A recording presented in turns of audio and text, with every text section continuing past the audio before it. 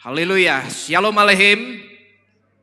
Bapak Yahweh memberkati kita sekalian. Baik Bapak Ibu Saudara sekalian, pada pagi hari ini kita akan kembali bersama-sama merenungkan firman Tuhan. Yang pada pagi hari ini firman Tuhan akan berbicara tentang Haman Haganus Eben Lebanah. Apa itu Haman Haganus dan Eben Lebanah? Kita akan terlebih dahulu membuka kitab suci kita bersama-sama di dalam kitab Gileadna atau kitab Wahyu pasal kedua, ayat yang ke-12 sampai dengan yang ke-17. Gileadna pasal kedua, ayat yang ke-12 sampai dengan yang ke-17. Di situ firman Tuhan dikatakan, dan tuliskanlah kepada malaikat kehilat di Pergamus.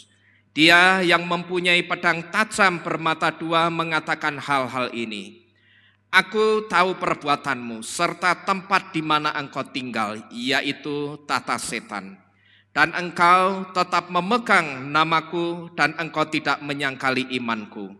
Bahkan pada masa ketika Antipas saksiku yang setia yang telah dibunuh di hadapanmu di tempat setan tinggal. Namun aku mempunyai beberapa hal terhadap engkau, bahwa di situ engkau memiliki mereka yang memegang pengajaran Bileam, yang mengajarkan kepada Balak untuk memasang sandungan di hadapan anak cucu Israel, agar memakan yang dikorbankan kepada berhala dan melakukan percabulan. Demikian pula engkau memiliki mereka yang memegang pengajaran Nikolaus yang aku benci. Bertobatlah, dan jika tidak, aku segera datang kepadamu dan aku akan berperang melawan mereka dengan pedang dari mulutku. Siapa yang mempunyai telinga, biarlah dia mendengarkan apa yang Ruah katakan kepada kehilat-kehilat. Bagi dia yang menang, aku akan memberikan kepadanya makan dari mana yang telah disembunyikan, dan aku akan memberikan batu putih kepadanya, dan pada batu itu tertulis nama yang baru yang tidak seorang pun mengetahuinya kecuali dia yang menerimanya. Amin. Sampai di sini kita membaca firman Tuhan, Bapak Ibu Saudara sekalian. Nah, Bapak Ibu Saudara sekalian, melalui apa yang kita baca ini, di sini kita bisa melihat dengan jelas bahwa kahal Pergamus atau jemaat Pergamus ini adalah jemaat yang bisa saya katakan jemaat yang memiliki excellent spirit. Karena kalau kita perhatikan, waktu itu Yesua memuji jemaat Pergamus, saudara. Karena jemaat ini dikatakan mereka tidak menyangkali iman dan mereka tetap berpegang teguh kepada nama Yesua. Sekalipun kalau kita perhatikan, mereka itu tinggal di satu tempat yang disebut di dalam kitab Gileadna tadi. Tempat itu disebut dengan tata setan. Dan sekalipun juga waktu itu mereka juga melihat, saudara, orang-orang yang menjadi saksi Yesua itu dibunuh di depan mereka. Dan satu di antara saksi-saksi Yesua yang dibunuh di depan jemaat Pergamus itu namanya Antipas. Maka inilah kenapa tadi saya mengatakan jemaat Pergamus itu jemaat dengan excellent spirit. Artinya jemaat dengan iman yang tangguh dan jemaat yang bisa saya katakan tahan uji, atau jemaat yang imannya itu di atas rata-rata, saudara. Karena kalau kita perhatikan, mereka yang pertama tinggal di satu tempat, bahkan tempat itu sampai dijuluki dengan tahta setan. Tapi kalau kita perhatikan, mereka tetap tinggal di situ, saudara. Bahkan ketika mereka dengan mata kepala mereka sendiri melihat saksi-saksi Yesua, yang satu di antaranya bernama Antipas itu dibantai, dibunuh di depan mereka, mereka juga tidak bergeming dari tempatnya. Mereka tetap ada di tempatnya. Maka inilah kenapa tadi saya katakan jemaat Pergamus itu bisa saya katakan jemaat dengan excellent spirit. Jemaat yang imannya itu tangguh dan tahan uji. Yang saya sebut dengan jemaat yang imannya di atas rata-rata. Dan kalau kita melihat kitab Wahyu pasal kedua ayat yang ke-13. Kalau kita melihat Wahyu 2 ayat 13 dari kitab suci yang berbahasa Yunani, di situ ada dua kata yang menggambarkan keteguhan iman jemaat Pergamus. Sebelumnya saya ingin menjelaskan, kalau saya menyebut kitab suci berbahasa Yunani, ini bukan berarti saya sedang mengajak saudara untuk kita kembali ke pola Yunani. Tidak, saudara ya. Tetapi ketika saya menyebut kitab suci berbahasa Yunani, kitab Yunani ini hanya dipakai untuk sebagai pembanding. Kalau pola iman kita itu harus pakem, kuat, teguh di dalam akar iman kita yang benar, yaitu akar Ibrani. Tapi kalau saya menyebut kitab suci berbahasa Yunani, sekali lagi saya bukan sedang mengajak saudara untuk kita masuk ke pola Yunani, tetapi saya sedang mengajak saudara untuk kita melihat pembanding dari kitab yang berbahasa Yunani. Coba kita lihat dulu ayat yang ke-13, saudara. Ya, masih di pasal dan ayat yang sama. Di ayat yang ke-13 di situ dikatakan, aku tahu perbuatanmu serta tempat di mana engkau tinggal, yaitu tahta setan, dan engkau tetap memegang namaku, dan engkau tidak menyangkali imanku, bahkan pada masa ketika Antipas saksiku yang setia yang telah dibunuh di hadapanmu di tempat setan tinggal. Nah, Bapak Ibu Saudara sekalian, coba saudara perhatikan kata tinggal di tahta setan di situ. Ya, saudara perhatikan kata tinggal. Dalam bahasa Yunani ada dua macam kata tinggal, yaitu yang ditulis dengan kata katogein dan parogein. Katogein artinya adalah tinggal menetap, atau kita menyebutnya dengan tinggal secara permanen. Atau orang yang tinggal menetap atau permanen ini bisa dianggap atau dikatakan sebagai penduduk asli. Dan parogein artinya tinggal sementara waktu.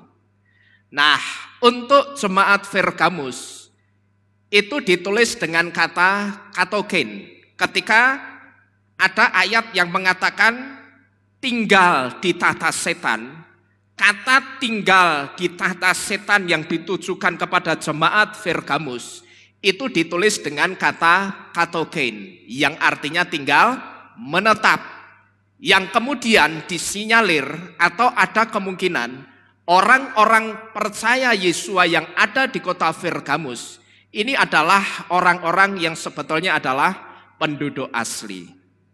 Nah, Bapak Ibu Saudara sekalian, di sini ada satu hal yang menarik, saudara.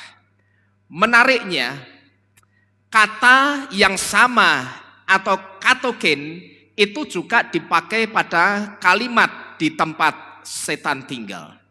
Di situ dikatakan, aku tahu di mana engkau katoikes atau tinggal, yaitu tahta setan. Di tempat setan katoikeo atau setan itu tinggal. Jadi kalau kita perhatikan saudara, ketika kita lihat dalam bahasa Yunani, kitab suci berbahasa Yunani, kata tinggal yang ditujukan untuk jemaat Pergamus dengan kata di mana setan itu tinggal, itu memakai satu akar kata yang sama, yaitu kata katogein dan katokes dan katoikeo, yang artinya sama-sama apa ini? Sama-sama tinggal. Ini ya, ini katoikes, ini latinnya, ini Yunaninya katoike, yang bahasa Latinnya katoike, ini sama saudara. Ya, nah katoikes dan katoikeo itu sama dengan kata katoiken. Ini seperti halnya ketika kita menyebut kata Jehovah, kita menyebut kata Yehuwah, yang sebetulnya Jehovah dan Yehuwah itu sama-sama merujuk kepada satu pribadi yang sama yang bernama Yahweh. Paham Bapak Ibu Saudara sekalian ya? Jadi tanpa disengaja, tidak kebetulan, ketika kitab suci kita menyebut aku tahu di mana kamu tinggal, yaitu tinggal di tahta setan dan tinggal di tempat setan itu tinggal. Ternyata kata tinggal ini ditulis dengan kata Yunani yang sama atau kata Yunani dengan akar kata yang sama, yaitu kata katoikes dan kata katoikeo. Nah, katoikes dan katoikeo itu sama-sama dari kata katogen atau sama dengan kata katogen. Nah, kalau kata paroken ini bisa berarti paroki. Saudara pernah dengar kata paroki? Ya, pernah dengar ya? Itu biasanya punyanya siapa? Punyanya Katolik punya, ya. Kata paroken itu bisa berarti paroki.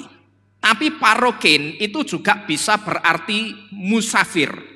Sedangkan kita tahu seorang musafir itu hidupnya tidak menetap, alias berpindah-pindah.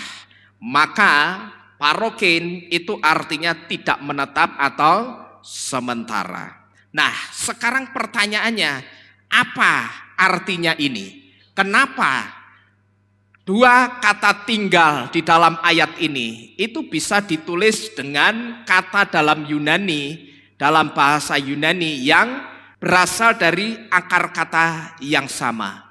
Pertanyaannya, apakah ini satu hal yang kebetulan? Tidak, saudara. Ya. Lalu apa artinya ini?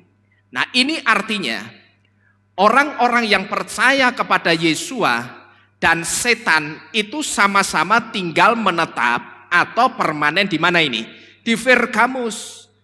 Dan inilah saudara yang membuat Yesua, kalau kita perhatikan Yesua itu tadi memuji jemaat yang ada di Pergamus. Dikatakan apa? Aku tahu di mana kamu tinggal, tapi kamu tetap memegang imanku atau iman di dalam Yesua. Inilah yang saya sebut dengan Yesua itu memuji jemaat Pergamus. Karena apa? Karena pada saat mereka tinggal di tahta setan dan kemudian mereka melihat dengan mata kepala mereka sendiri ada saksi-saksi Yesua yang dibunuh di depan matanya, tapi saat itu mereka tetap tinggal dan tidak pernah pergi dari Pergamus. Karena mereka tidak melarikan diri walaupun mereka tahu di tempat itu setan bertahta dan kekafiran berkuasa secara mutlak di sana. Saudara, ketika seseorang katakanlah disuruh tinggal di rumah yang bagus dan mewah, tapi orang itu tahu kalau rumah yang bagus dan mewah itu banyak setannya atau banyak hantunya. Dan hantunya itu saya katakan sebagai hantu penunggu rumah itu atau sudah lama di situ saudara. Karena mungkin rumah itu sudah lama tidak ditempati. Kebanyakan orang pasti saya yakin mereka tidak mau kalau disuruh tinggal di rumah itu. Kalau mereka tahu kalau rumah itu, sekalipun rumah itu bagus, rumah itu mewah, rumah itu besar, tapi begitu mereka dikasih tahu, kamu mau ndak? Tak kasih rumah wis, ya. Rumahnya bagus, mewah, tingkat, ada basementnya. Wah, mau dong. Masa dikasih rumah ndak mau? Apalagi rumah tingkat. Wong dikasih rumah tipe 21 saja saya mau. Apalagi rumah yang tingkat. Tapi ada tapinya. Rumah itu banyak setannya, banyak hantunya. Dan ini betul-betul banyak setannya dan banyak hantunya. Ini bukan dongeng. Wah, saya yakin orang itu kalau tidak di dalam Tuhan, kalau imannya tidak kuat saudara, dia pasti rata-rata kebanyakan orang akan apa? Wah, tidak usah wis, tidak jadi. Orang langsung mikir saudara ya. Kebanyakan orang pasti tidak mau disuruh tinggal di situ. Karena apa? Karena rumah yang ada hantu atau setannya itu energinya pasti energi yang negatif. Dan energi negatif itu akan membuat orang tidak pernah betah, saudara-saudara sekalian. Nah, disinilah yang membuat Yesua itu memuji jemaat Pergamus. Mereka bukan tidak tahu kalau mereka tinggal di tempat yang sama dengan setan itu tinggal. Ya, sekali lagi jemaat Pergamus itu bukan tidak tahu kalau mereka tempat tinggal mereka itu sama dengan tempat tinggalnya setan. Mereka bukan tidak tahu saudara, mereka tahu. Dan mereka bisa saja memutuskan saat itu untuk keluar dari Pergamus dan pindah ke kota lain. Tapi kalau kita lihat di dalam kitab suci tidak pernah mencatat kahal Pergamus atau jemaat Pergamus itu pindah ke kota lain. Tapi kitab suci mencatat kahal atau jemaat Pergamus itu tetap ada di Pergamus. Karena apa? Karena mereka tahu kalau Bapak Yahweh izinkan mereka mengenal dan menerima Bapak Yahweh atau menerima Yesua di tempat setan itu ada, Bapak Yahweh itu pasti punya maksud dan rencana. Maka karena mereka ini ngerti, imannya dewasa yang tadi saya sebut sebagai jemaat yang punya excellent spirit, punya roh yang luar biasa, punya iman yang tangguh dan tahan uji. Maka ketika mereka tahu aku memang tinggal di tahta setan, tapi aku tidak perlu pergi dari tempat ini. Karena aku yakin kalau aku diizinkan Bapak Yahweh mengenal Yesua dan menerima Yesua di tempat di mana di situ ada setannya, Bapak Yahweh itu mesti punya maksud dan punya rencana. Saudara jangan berpikir kalau jemaat Pergamus itu betah di sana. Oh itu kan sebetulnya mereka betah karena sudah kebiasaan Pak, atau sudah terbiasa. Siapa bilang saudara? Siapapun orangnya pasti tidak betah kalau tinggal bareng-bareng sama setan. Mau nyoba saudara? Atau kita coba, siapa kita challenge? Siapa di sini yang mau tinggal bareng setan tak kontrakke rumah satu? Ada? Ya, saya yakin tidak ada. Wis tak kontrakke rumah bagus, pondok indah atau pondok mertua indah, kayak rumahnya Lena, ya toh. Terus tak undangke setan, siji hantu satu, ya hidup berdampingan setiap hari, makan bareng, tidur bareng, mandi bareng. Ayo, ada yang mau? Saya yakin tidak mau, saudara. Ya, saudara jangan berpikir kalau jemaat Pergamus betah di sana itu karena kebiasaan atau karena sudah biasa. Enggak. Siapapun orangnya pasti tidak akan betah kalau tinggal bareng-bareng sama setan. Karena apa? Karena energinya manusia dan energinya setan itu sudah lain. Apalagi energi kita, orang-orang yang percaya kepada Bapak Yahweh itu lain, saudara. Ya, jadi ketika Bapak Ibu saudara sekalian, misalkan punya rumah, coba saudara tinggal rumah itu, kemudian saudara tidak tinggali sama sekali. Saudara biarkan saja suwung, tidak usah diurus 3 tahun, tidak usah 3 tahun, 2 tahun suwung, tidak ada listrik, tidak ada lampu. Kalau kotor ya saudara biarkan aja, tidak pernah dibersihkan. Saudara boleh buktikan, ya saudara boleh uji nyali di situ. Malam-malam mesti saudara akan ketemu sama si jurik atau si setan, saudara. Ya karena apa? Tidak ada energinya manusia. Tapi kalau ada energinya manusia, apalagi manusia itu orang yang percaya kepada Bapak Yahweh, saya yakin setannya yang tidak betah tinggal dekat-dekat kita. Amin. Ya saya yakin setannya yang tidak betah tinggal dekat-dekat kita. Terkecuali setan dasireng saya tidak tahu, ya. Tapi kalau setan asli itu pasti tidak akan betah tinggal dekat-dekat dengan kita. Nah, jemaat Pergamus itu juga demikian, saudara. Sebetulnya mereka itu juga tidak betah tinggal bareng-bareng sama setan. Apalagi kalau kita perhatikan, waktu itu praktek penyembahan kepada kaisar itu sangat ditekankan. Ya, waktu itu selain tempat mereka tinggal itu tahtanya setan, asal saudara tahu, waktu itu di Pergamus itu ada praktek penyembahan kepada kaisar. Dan penyembahan kepada kaisar ini sangat ditekankan dan diharuskan. Pokok semua orang yang ada di Pergamus itu harus menyembah kepada kaisar. Nah, kalau orang tidak mau nyembah bagaimana? Kalau orang tidak mau nyembah kaisar, tidak menutup kemungkinan orang itu bisa saja membayar dengan nyawanya, alias mati. Sampai segitunya loh saudara ya. Jadi mereka itu sudah tinggal di tahtanya setan, terus mereka masih harus mengikuti pola penyembahan kepada kaisar. Nah, orang-orang Pergamus, orang-orang percaya Yesus di Pergamus tidak mau.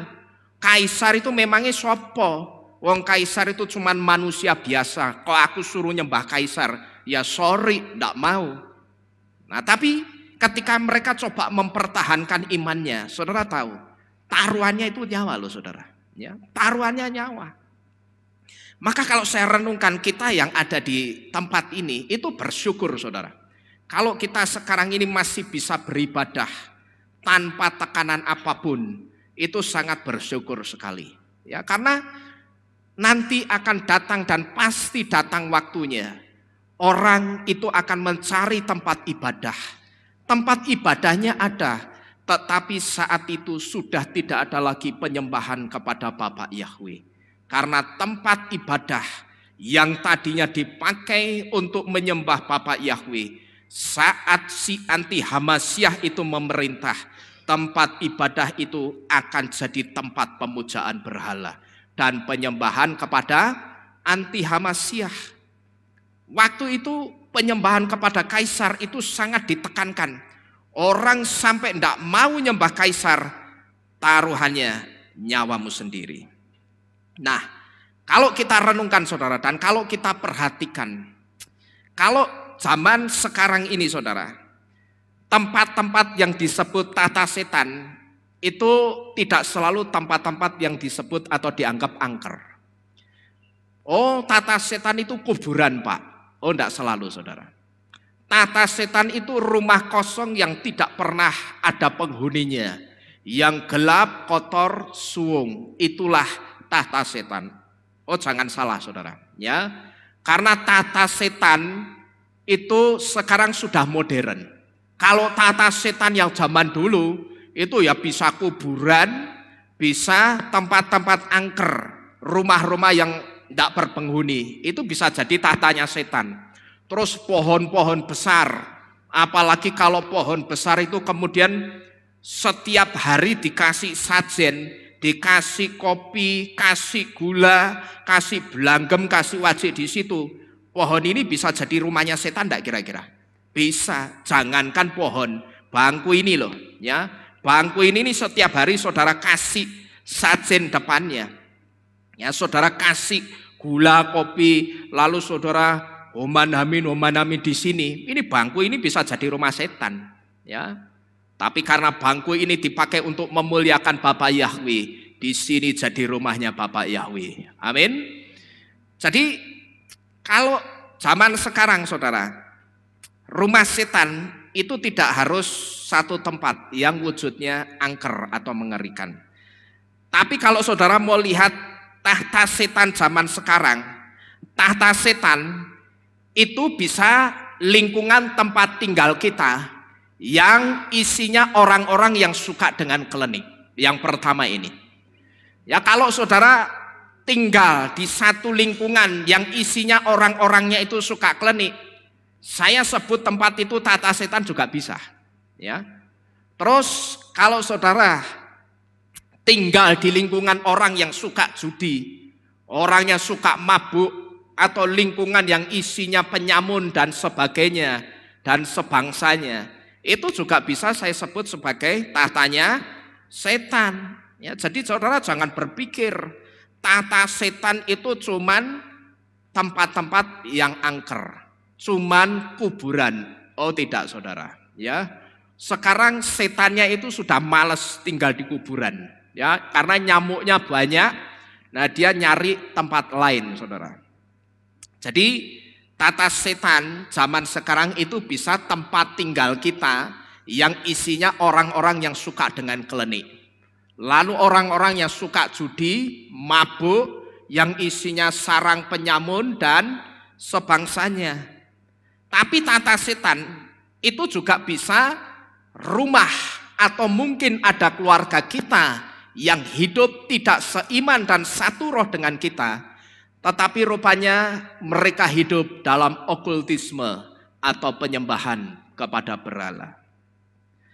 Jadi coba saudara renungkan, ada enggak di antara kita yang kita ini hidup dengan orang-orang yang okul atau orang-orang yang hidup dalam penyembahan berhala? Suka, enggak suka saudara? Kalau kita hidup bersama orang-orang yang okul atau orang yang hidup dalam penyembahan berhala, rumah kita itu bisa saja disebut sebagai tahtanya setan. Karena apa? Berhala itu yang dipanggil siapa sebetulnya? Ya setan. Nah kalau berhala itu disembah, disajeni setiap hari dipanggil, setannya datang enggak kira-kira? Datang. Nah kalau setannya datang itu mesti jadi tahta setan, jadi kerajaannya setan. Kerajaan setan itu bahkan terkadang seperti tidak berwujud. Kalau saudara pernah lihat acara-acara mistis seperti apa, uji nyali, terus acara apa lagi itu yang mistis-mistis itu, seringkali kita lihat ada orang yang pembawa acaranya ngomong, di sini ada gerbang gaib. Padahal di situ ada apa? Tidak ada apa-apa, cuma ada udara yang tidak bisa kita lihat tapi bisa kita rasakan hembusannya. Tapi orang itu mengatakan apa? Di sini ada gerbang gaib. Nah itu artinya tahta atau kerajaan setan itu bisa ada di mana-mana. Jadi setan itu bentuknya tidak harus selalu tahtanya, itu wujudnya kelihatan, tidak harus selalu seperti itu. Ya. Nah lalu kemudian tahta setan itu juga bisa kantor atau teman sekantor kita yang setiap hari kalau ketemu dengan kita yang dibicarakan itu cuman kejelekannya orang. Ya, tahta setan ini bisa saya sebut sebagai tahta setan saudara. Di mana itu? Di tempat pekerjaan kita. Yang ternyata ketika kita bekerja di satu kantor, rupanya kantor itu yang pertama teman-teman kita sudah tidak satu iman dan satu roh. Kalau cuma tidak seiman dan tidak seroh masih mending. Tapi sudah tidak seiman, tidak seroh, begitu ketemu setiap hari yang dibicarakan selalu apa ini? Kejelekannya orang, selalu ngerasani orang. Nah, coba kita renungkan. Andai kata kita ada di lingkungan seperti ini, apa yang akan kita lakukan kira-kira saudara? Apakah kita akan merubah keadaan di kantor itu, atau justru kita akan ikut membeku bersama dengan orang-orang yang suka membicarakan kejelekan orang lain? Ya, atau justru kita ikut-ikutan ngerasani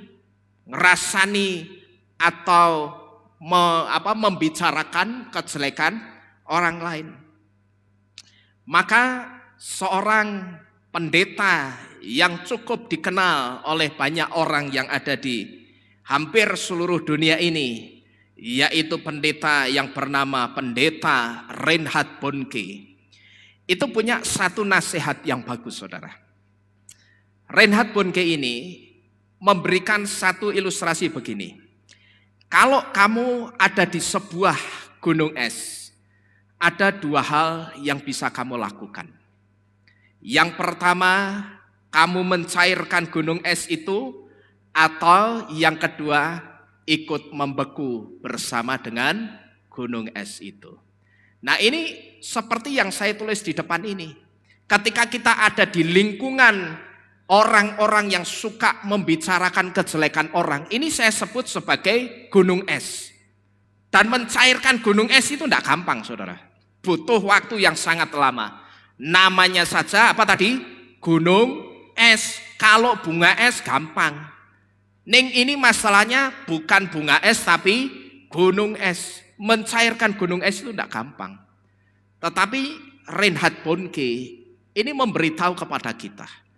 Kalau kita ada di tengah-tengah orang yang suka membicarakan kejelekan orang lain, apa yang akan kita lakukan?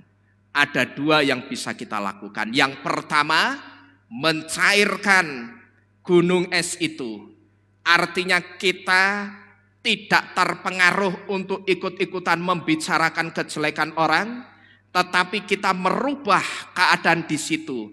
Sehingga orang-orang yang ada di kantor itu ketika mereka kumpul dan mereka berbicara satu dengan yang lainnya, yang dibicarakan itu segala sesuatu yang baik. Itu kalau yang disebut dengan mencairkan. Tapi Reinhard Bonnke juga mengatakan, kalau kamu tidak bisa mencairkan, kamu bisa saja ikut membeku. Artinya justru kita malah ikut-ikutan ngerasani orang. Nah, kalau sudah kita berusaha mencairkan gunung es orang-orang yang suka membicarakan kejelekan orang lain, tapi kita tidak bisa mencairkan.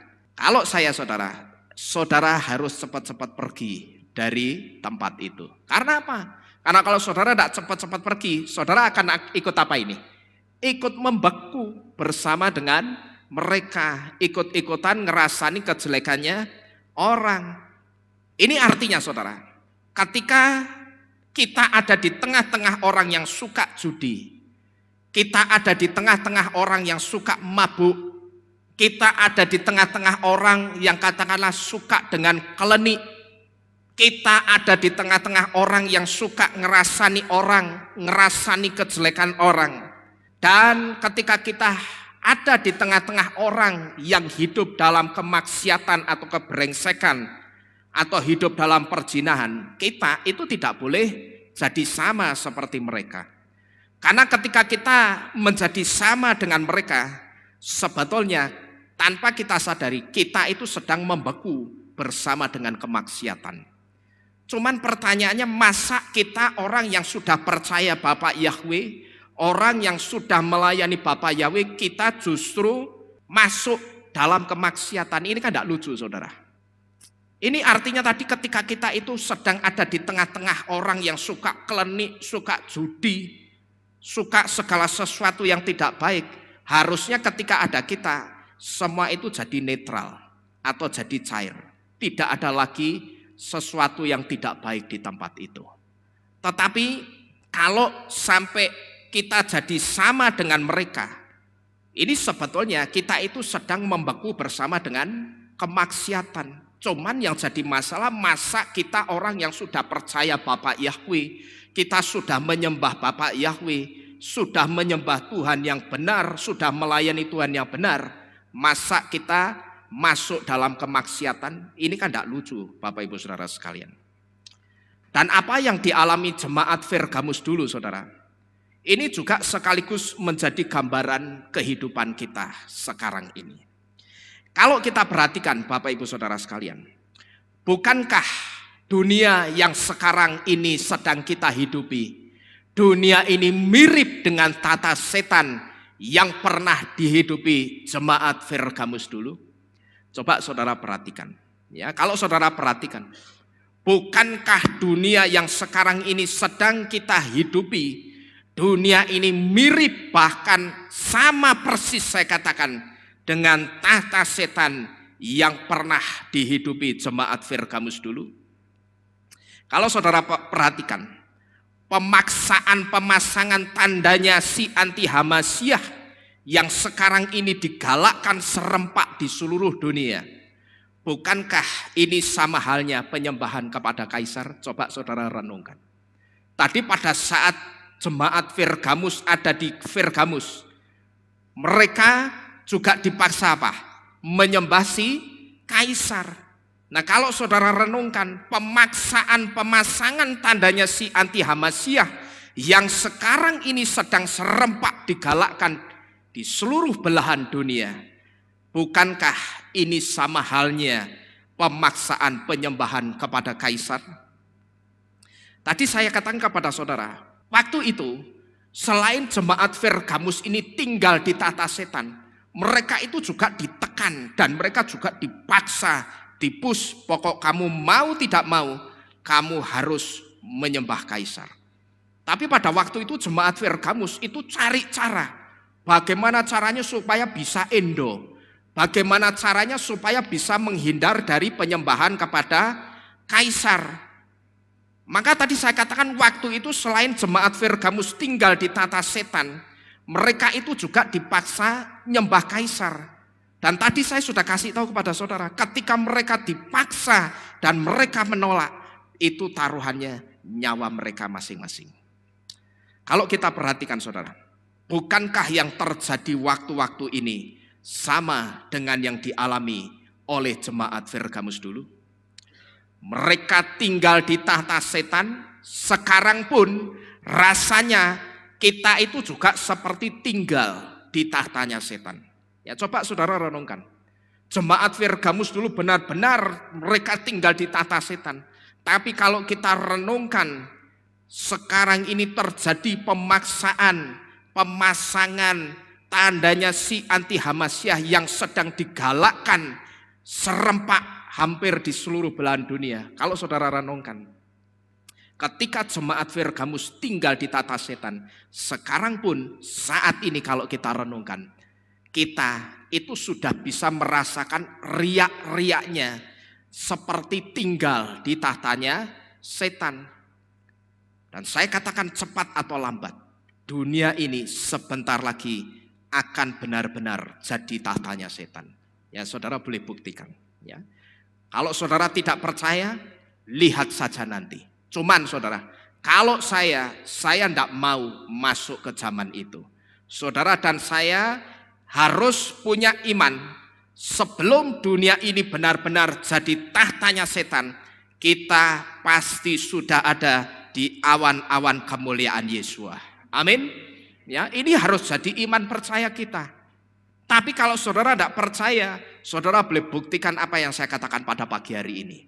Dunia ini sebentar lagi pasti jadi tahtanya setan sama seperti Pergamus. Kita sudah bisa merasakan riak-riaknya tahta setan itu sudah bisa kerasa, sudah mulai dipaksa. Ya, lalu dulu jemaat Pergamus itu dipaksa nyembah kaisar. Sekarang orang juga dipaksa apa? Menerima tandanya si anti Hamasyah. Kalau tidak mau menerima, diapain? Disangsi macam-macam atau kena sanksi macam-macam. Orang dipaksa menerima tandanya si anti Hamasyah. Ini kan sama saja dipaksa nyembah si kaisar pembinasa keji. Gitu loh saudara. Ya, orang dipaksa menerima tandanya si anti Hamasyah sekarang ini. Asal saudara tahu, ini sebetulnya sama dengan orang itu dipaksa nyembah si kaisar pembinasa keji. Ya, tinggal saudara nambahi kata kaisar di depan kata pembinasa keji. Nah, kalau orang dipaksa, ini kan sama saja orang itu sedang dipaksa untuk nyembah kaisar si pembinasa keji. Di sini saudara, ada yang harus kembali saudara perhatikan baik-baik. Ya. Ada satu hal yang harus kita renungkan dan harus kembali kita perhatikan baik-baik. Terlepas dari pujian Yesua untuk jemaat yang ada di Pergamus, waktu itu saudara, Yesua memiliki keberatan terhadap jemaat Pergamus. Karena ternyata pada waktu itu ada di antara jemaat Pergamus yang memegang pengajarannya Nikolaus. Nah, coba kita buka kitab suci kita di dalam kitab Gilyana atau Wahyu pasal 2 ayat 14 sampai dengan yang ke-15. Lanjut ayat yang tadi, di situ dikatakan, namun aku mempunyai beberapa hal terhadap engkau. Bahwa di situ engkau memiliki mereka yang memegang pengajaran Bileam, yang mengajarkan kepada Balak untuk memasang sandungan di hadapan anak cucu Israel, agar memakan yang dikorbankan kepada berhala dan melakukan percabulan. Saudara perhatikan ayat 15. Demikian pula engkau memiliki mereka yang memegang pengajarannya, siapa itu? Nikolaus, yang aku atau Yesua benci. Bapak Ibu Saudara sekalian, ya. Nah, coba saudara perhatikan, di situ ada kalimat namun aku mempunyai beberapa hal terhadap engkau di ayat 14a. Saudara perhatikan di situ ya.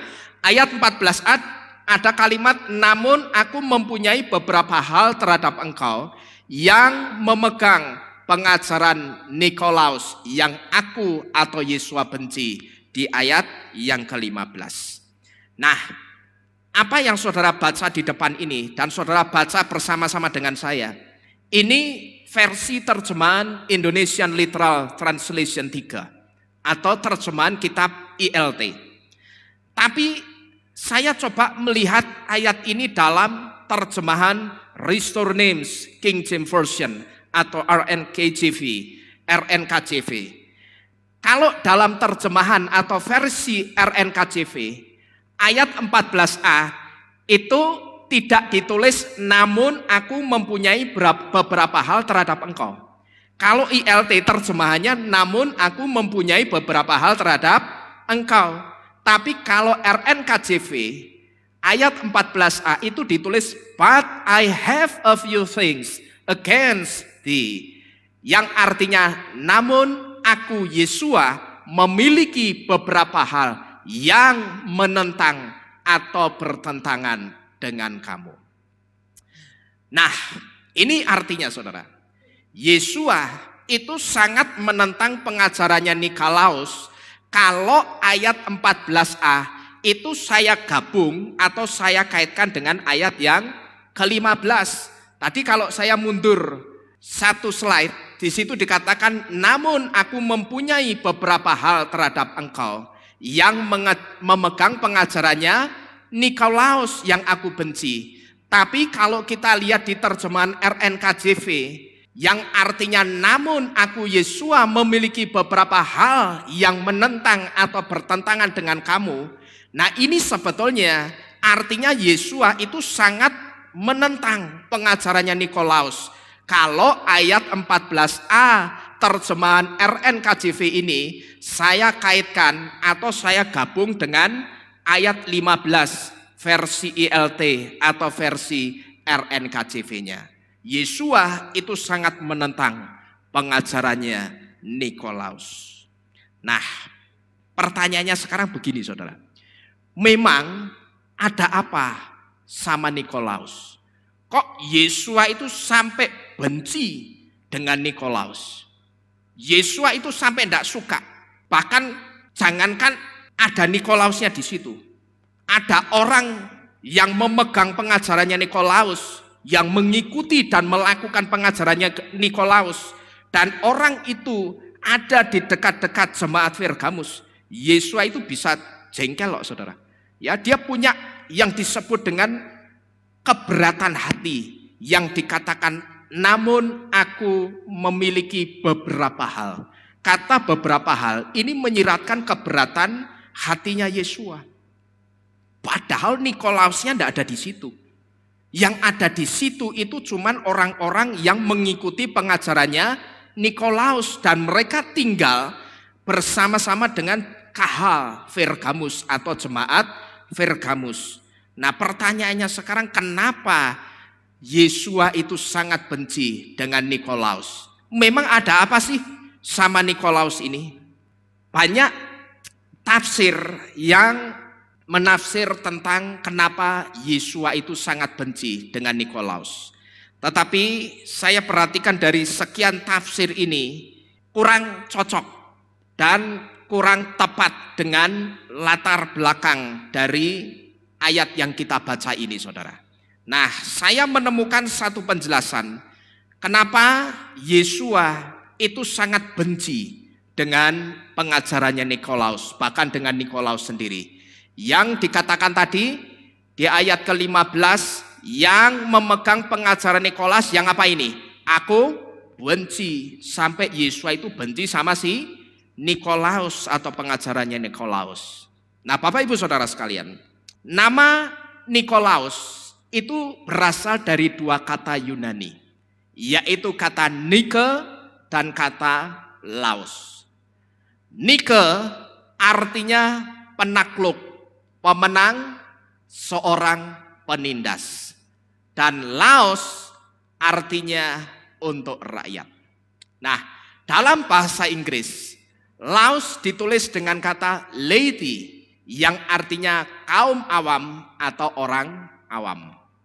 Maka kalau saudara lihat ada sepatu mereknya Nike, itu dengan maksud supaya orang yang pakai sepatu merek Nike itu bisa selalu jadi apa? Pemenang. Kalau misalkan dia pemain basket yang pakai sepatu Nike, harapannya kalau pakai sepatu Nike dia itu bisa menaklukkan lawan-lawannya dan kemudian dia tampil sebagai pemenang. Nah, ini kenapa Yesua itu benci dengan Nikolaus. Nama Nikolaus itu berasal dari dua kata Yunani, yaitu Nike dan Laos. Nike itu artinya penakluk, pemenang, seorang penindas. Dan Laos itu artinya untuk rakyat. Tapi kalau dalam bahasa Inggris, Laos itu ditulis dengan kata laity, yang artinya kaum awam atau orang awam. Nah, ketika Nike dan Laos disatukan, akan membentuk kata dalam bahasa Inggris yang dibaca dengan Nicolaitan, yang dibaca dengan Nicolaitan, di mana Nicolaitans ini mengacu kepada sekelompok orang yang meninggikan diri mereka sendiri, meninggikan diri mereka sendiri di atas orang lain, lalu mereka menekan, mereka menindas, dan mereka memanfaatkan orang lain. Jadi dengan kata lain saudara, Nikolaus itu artinya orang yang sewenang-wenang atau tirani. Maka seringkali ketika ada orang yang menamai anaknya dengan Nikolaus, itu saya seringkali ngasih tahu, kalau bisa jangan dikasih nama Nikolaus. Memang Nikolaus itu ada artinya victory of people atau kemenangan rakyat. Tapi ternyata itu arti yang cuman di dasar kulit saudara. Tapi kalau arti yang dalam sampai tulang-tulangnya, saudara bisa lihat ini. Dan ini kenapa Yesua itu sampai benci dengan Nikolaus.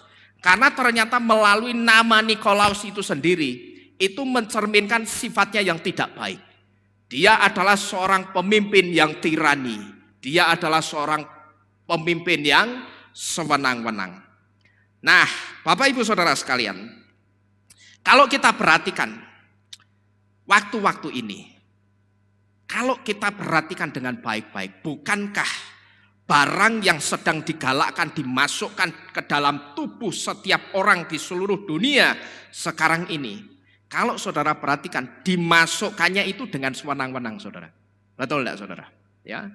Kalau saudara perhatikan barang yang sekarang ini sedang digalakkan dimasukkan ke tubuh setiap orang yang ada di seluruh dunia ini, saya perhatikan dimasukkannya itu dengan sewenang-wenang. Buktinya apa? Banyak terjadi gelombang protes di mana-mana. Orang sekarang sudah tidak takut lagi untuk turun ke jalan dan berbicara kepada pemerintah menentang barang yang sekarang ini sedang digalakkan dimasukkan ke tubuh setiap orang yang ada di seluruh dunia. Ya. Dan kalau kita perhatikan barang yang dimasukkan sekarang ini dimasukkannya juga dengan sewenang-wenang. Buktinya juga apa saudara? Kalau orang tidak mau terima barang itu, orang akan diapa? Disanksi macam-macam, dikasih sanksi macam-macam. Beberapa waktu lalu saya sudah share di grup WhatsApp kita, ya, bahwa mulai waktu dekat ini, bagi yang tidak mau menerima tanda itu akan dikenakan sanksi. Ada yang sanksinya pidana penjara, ada yang sanksinya penjara 1 tahun, ada yang denda berapa juta itu saya lupa. Ya, itu sanksinya, itu buktinya. Kalau barang yang dimasukkan ke tubuh orang sekarang ini dimasukkannya juga sewenang-wenang. Selain kita bisa melihat di luaran sana, di seluruh penjuru dunia, itu orang sekarang pada berani turun ke jalan untuk protes kepada pemerintah tentang pemaksaan pemasukan barang di dalam tubuh setiap orang. Ya. Kita juga bisa melihat buktinya apa? Yang tidak mau menerima disanksi macam-macam atau kena sanksi macam-macam. Tapi Bapak Ibu Saudara sekalian, saya katakan justru dengan sanksi macam-macam itu saudara, dengan kesewenang-wenangan itu atau sanksi macam-macam itu membongkar aktor utama di balik fenomena yang sekarang ini sedang terjadi. Sekarang memang sedang dipus, mulai agak keras. Yang tidak mau terima disanksi. Kalau dulu masih diadakan pendekatan-pendekatan, tapi sekarang yang tidak mau terima akan kena sanksi.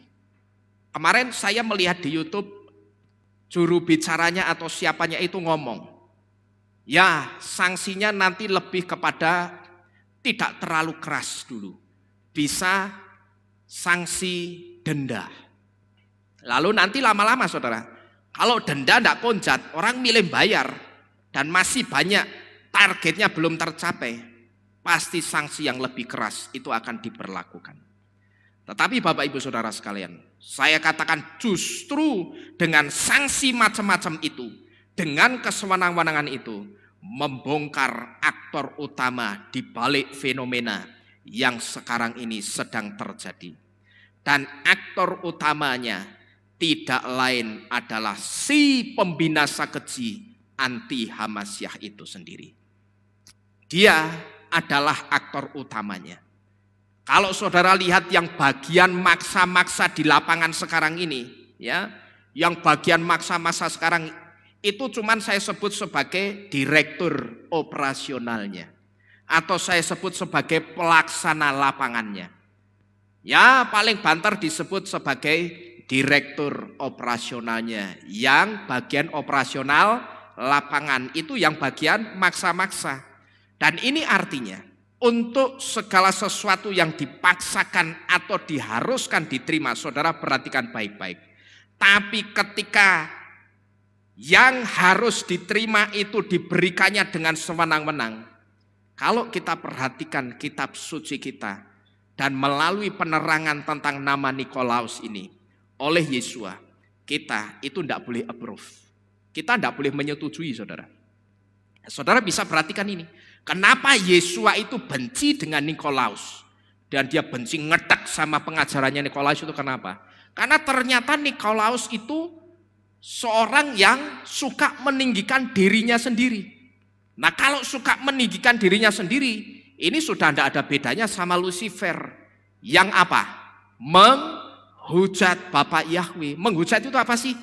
Menghujat itu kalau konteksnya Lucifer itu menyamai Bapak Yahweh, menyamai yang maha tinggi. Maka Bapak Yahweh tidak suka. Karena si Nikolaus itu orang yang suka meninggikan dirinya sendiri. Dan itu ternyata tidak hanya Nikolausnya, tapi orang-orang yang tergabung dalam kelompoknya Nikolaus itu ternyata sama, punya satu kebiasaan yang sama. Mereka suka meninggikan diri mereka sendiri, lalu mereka meninggikan diri mereka sendiri di atas orang lain. Kemudian setelah mereka meninggikan diri mereka sendiri di atas orang lain itu kemudian mereka tekan. Setelah orang lain itu mereka tekan, mereka tindas dan mereka manfaatkan orang lain. Coba saudara renungkan baik-baik. Bukankah yang terjadi sekarang ini persis plek dengan apa yang terjadi zamannya jemaat Pergamus? Ya. Orang sekarang ditekan, dipaksa, dan planningnya si anti Hamasyah. Mereka akan memanfaatkan orang yang ditekan, dipaksa, dan mau diisi tandanya bilangan binatang buas itu.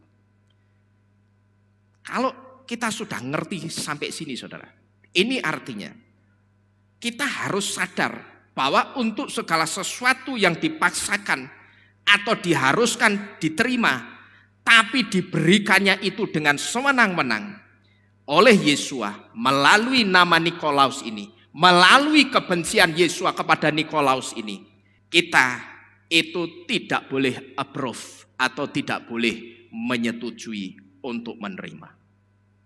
Jadi Bapak Ibu Saudara sekalian, di sini saya ingin memberitahu, seringkali orang salah sangka sama saya dan Pak Lukas.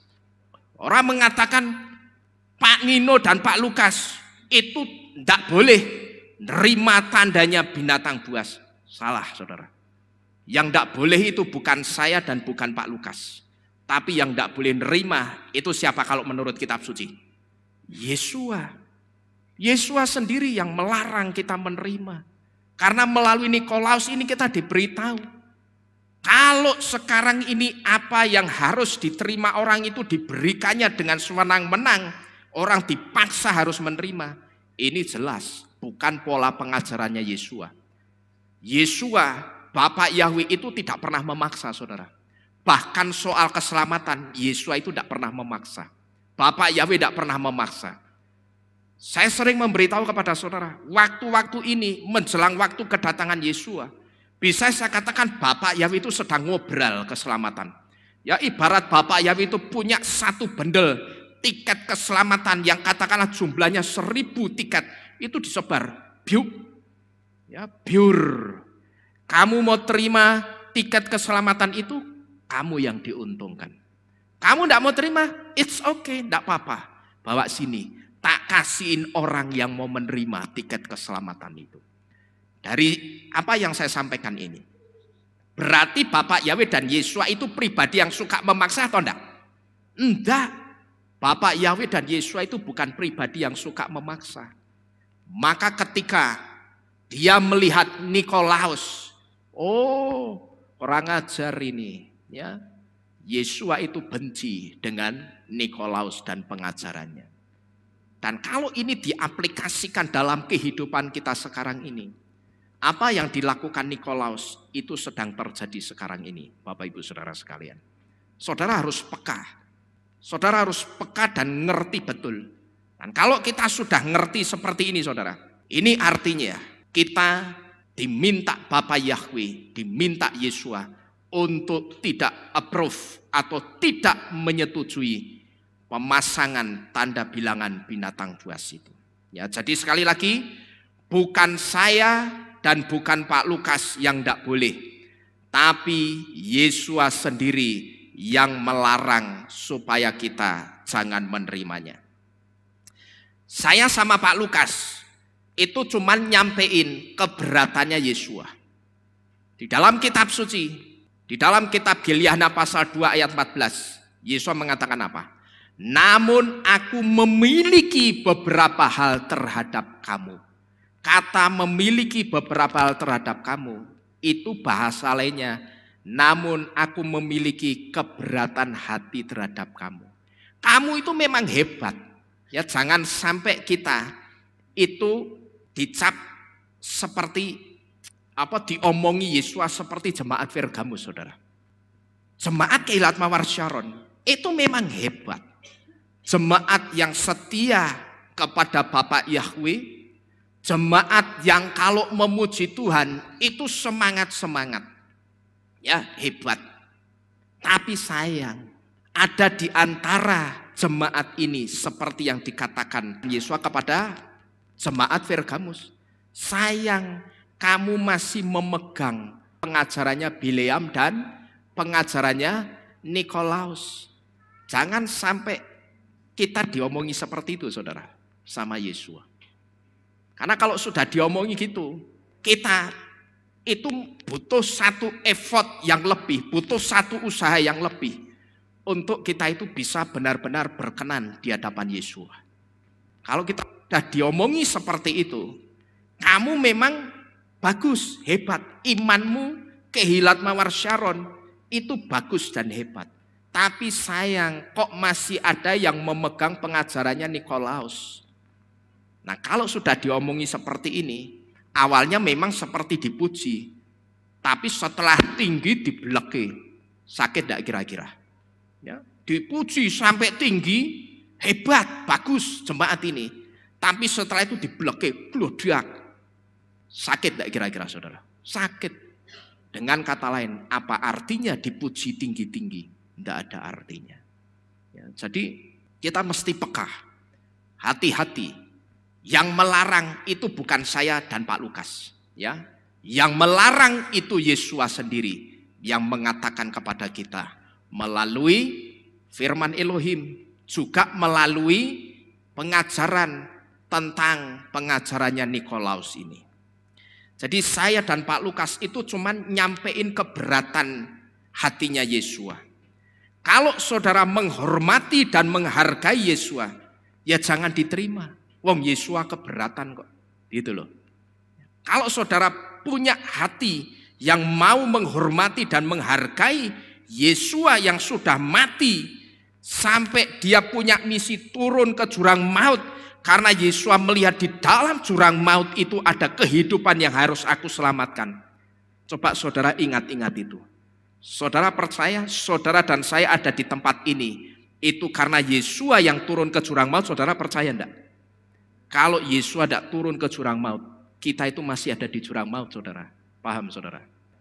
Jadi kalau saudara itu punya hati, saudara menghormati dan menghargai Yesus, ya jangan diterima. Wong Yesus keberatan kok. Ya kita jangan terima, kita hargai Yesus. Sama seperti halnya ketika kita diberitahu, jangan kita makan daging korban. Karena itu daging yang bukan untuk kita. Gitu loh. Konsepnya itu berangkat dari konsepnya ketika, kalau Bani Kedar itu konsepnya ketika Ibrahim mau mempersembahkan Ismail. Kalau kita, Abraham mau mempersembahkan siapa? Yitzhak. Tapi yang jadi masalah, daging korban itu sebelum disembelih dan dibagi, didoakan dulu saudara. Dan konsepnya ketika mereka menyembelih dan mengorbankan, itu dipersembahkan kepada Tuhan Allah mereka. Ya biarkan mereka saja yang makan. Ya kita jangan makan, karena itu bukan daging untuk kita. Untuk kita itu sudah disediakan daging dari Yesus HaMasyiah. Ketika dia mati di kayu salib, lambungnya ditombak, dagingnya terbuka. Itulah daging Yesus yang menyelamatkan kita. Jangan terus kita pakai pembenaran. Nama Yesus itu kan nama yang berkuasa, Pak. Betul. Itu daging korban didoakan, dikuduskan dalam nama Yesus jadi kudus kanan. Saya tanya, jari sopo? Kamu tahu dari mana Yesus mau menguduskan daging korban itu pada saat kamu minta dalam nama Yesus kudus dan tahir? Yesus tidak mau, gitu loh. Wong itu bukan untuk iman percaya kita, gitu loh. Dan itu berangkat dari persembahan kepada Tuhan Allah. Ya kita jangan makan. Dan Yesus itu punya keberatan. Tadi dikatakan apa? Selain keberatannya sama pengajarannya Nikolaus, Yesus juga keberatan sama apa? Sama Bileam yang mengajar memberi sandungan kepada Balak supaya Balak itu apa? Makan persembahan yang dipersembahkan kepada berhala, makan makanan yang dipersembahkan kepada berhala. Itu Yesus juga keberatan loh. Bagi kita, ya dan bukan cuma bagi kita, tapi orang mau percaya atau tidak, satu-satunya Tuhan itu hanya Bapak Yahweh. Amin. Kalau Tuhan itu cuma Bapak Yahweh. Nah kalau daging itu dipersembahkan kepada yang lain, ya berarti bukan dipersembahkan kepada Elohim. Bukan dipersembahkan kepada Tuhan, tapi disembahkan kepada berhala. Ya jangan kita makan. Wong Yesus sudah ngomong kok. Namun aku memiliki beberapa hal terhadap engkau. Itu artinya aku punya keberatan sama kamu.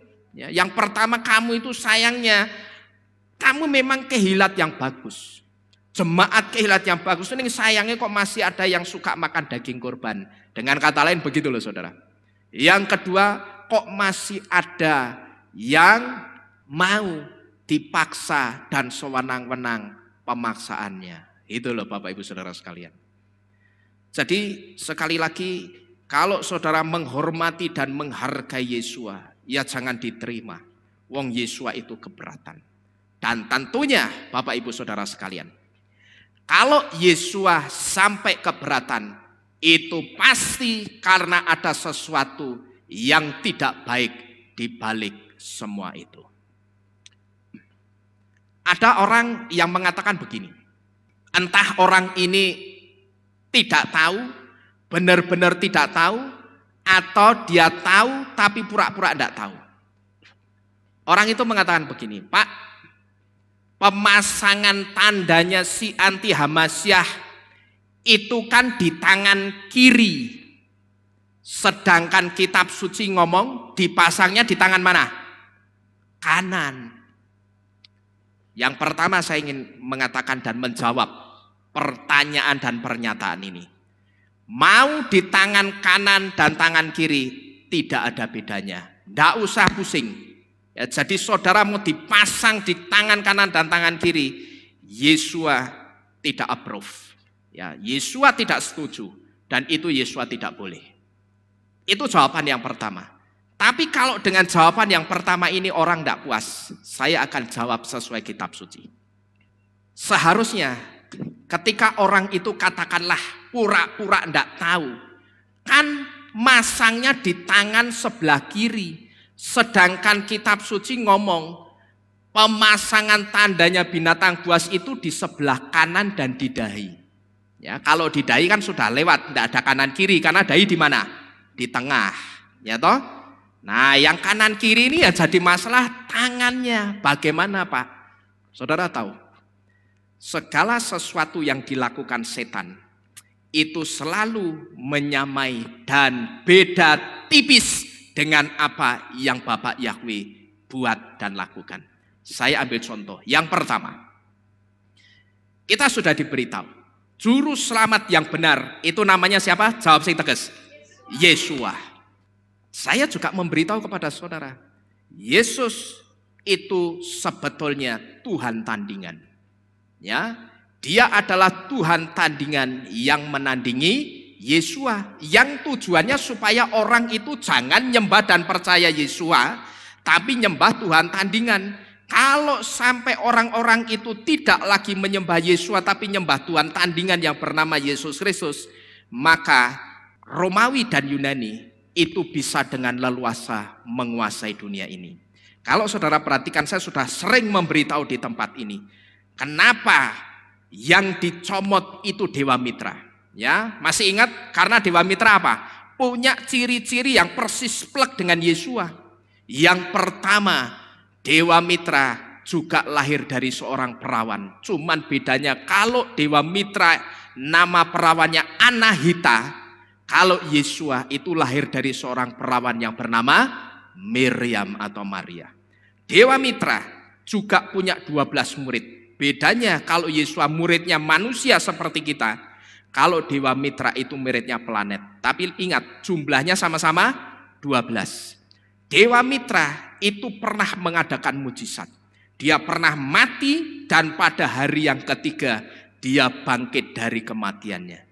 Nah, berbekal ciri-ciri identitas yang sama, Dewa Mitra ini kemudian dicomot dan dibikinkan baju. Bajunya dikasih nama label Yesus Kristus, yang ke Inggris jadi Jesus Christ, ke Indonesia jadi Yesus Kristus. Kemudian disodorkan ke dunia ini. Dan dikasih label Yesus Kristus itu Tuhan.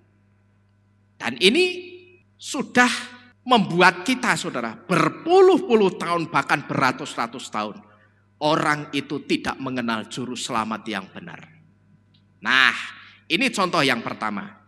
Lalu kalau contoh yang kedua, yang berkaitan dengan tandanya si pembinasa keji anti Hamasyah yang katanya dipasang di tangan kanan, tapi kok sekarang masangnya di tangan kiri. Saudara tahu?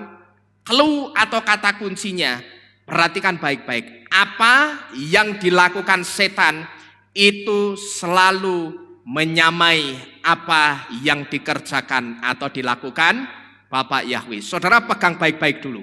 Ini clue-nya, kata kuncinya. Kalau saudara sudah pegang clue-nya, kata kuncinya nanti saya jelaskan saudara mudeng. Ya, kata kuncinya apa tadi? Apa yang dilakukan setan selalu apa? Menyamai apa yang dilakukan Bapak Yahweh. Saudara renungkan.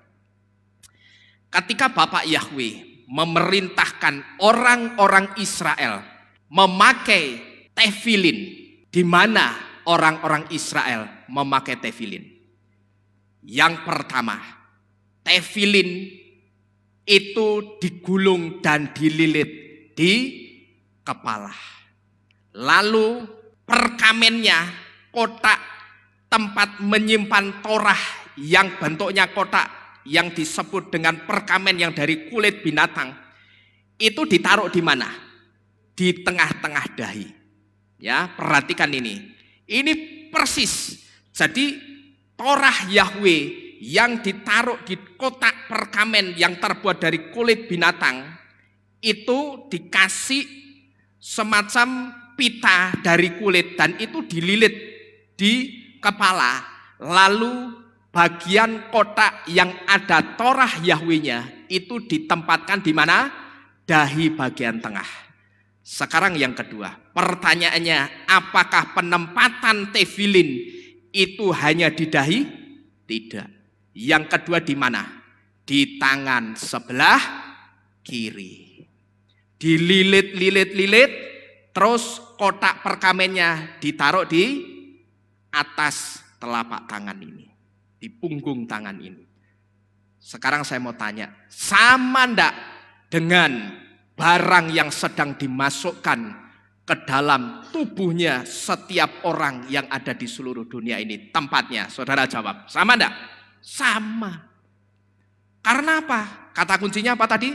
Apa yang dilakukan Yesua, apa yang dilakukan setan, itu selalu menyamai apa yang dilakukan Bapak Yahweh.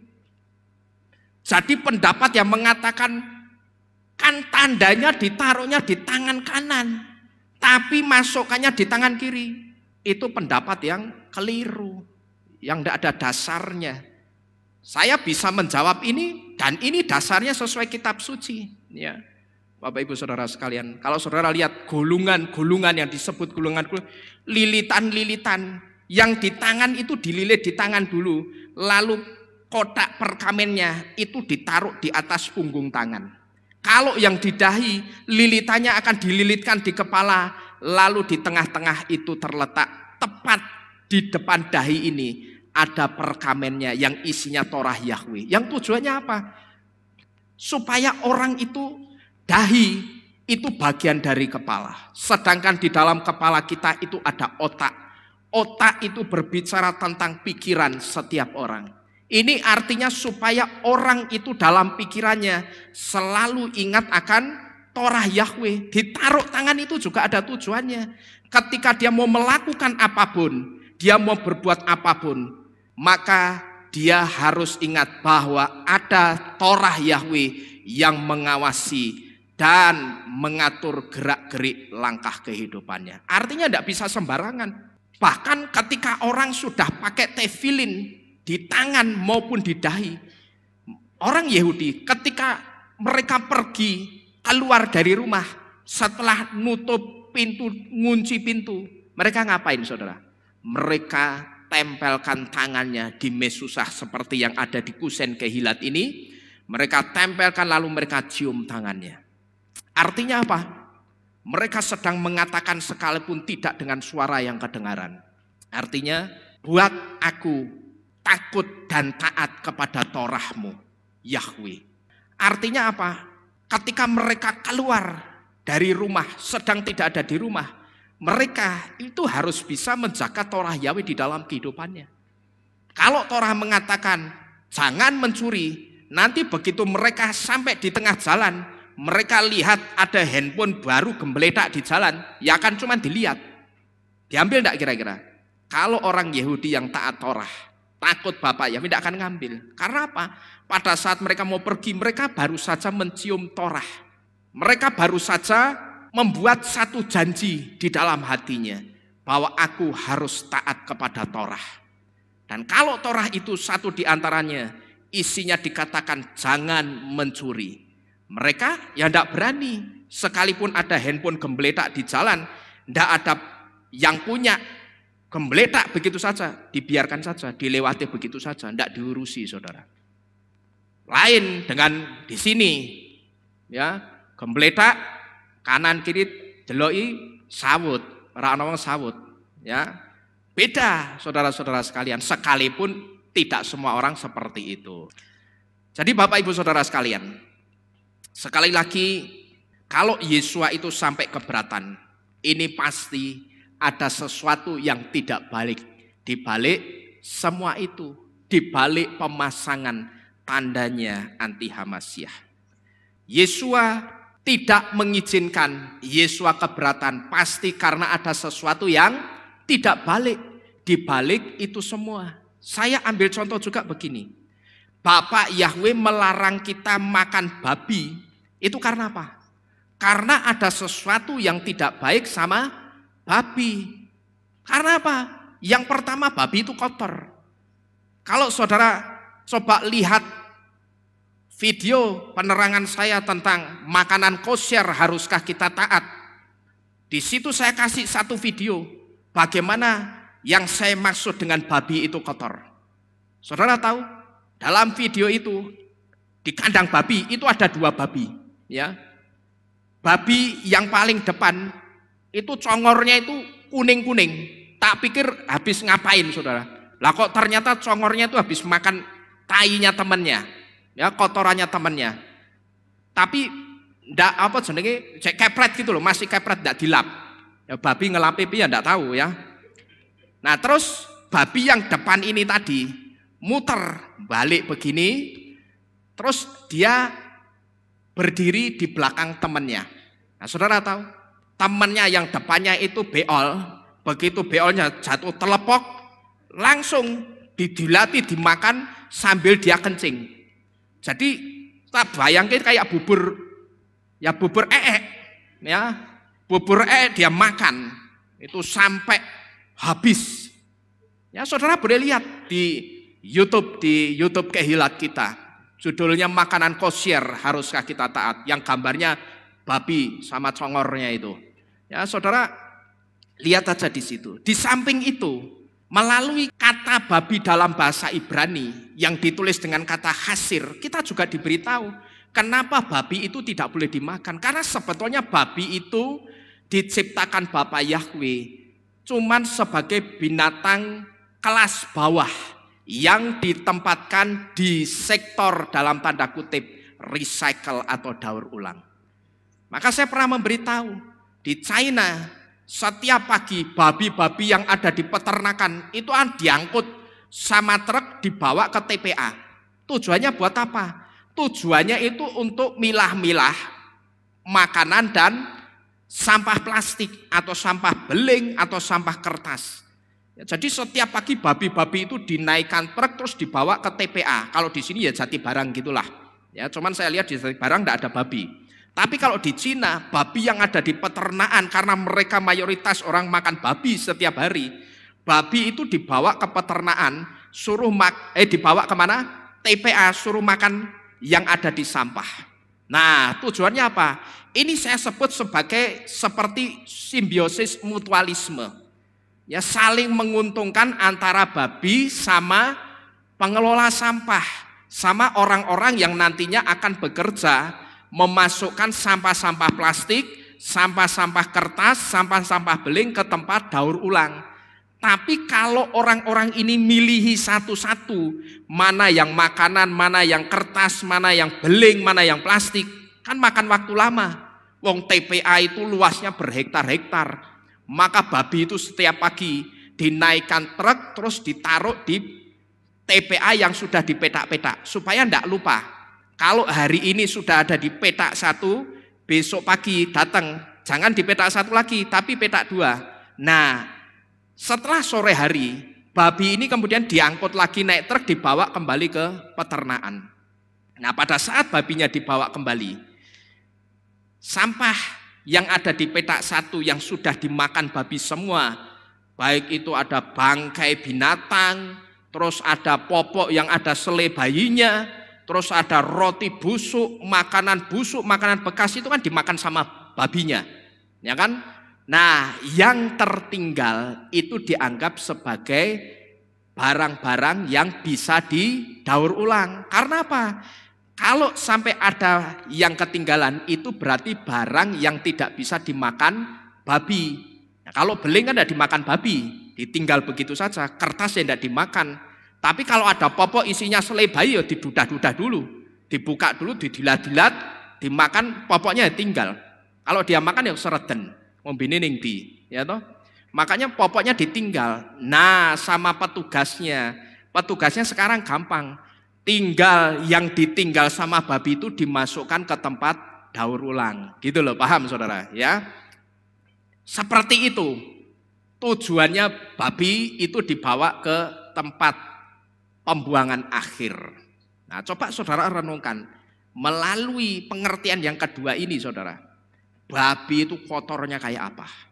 Belum lagi yang ketiga. Babi seringkali preputiumnya itu pecah.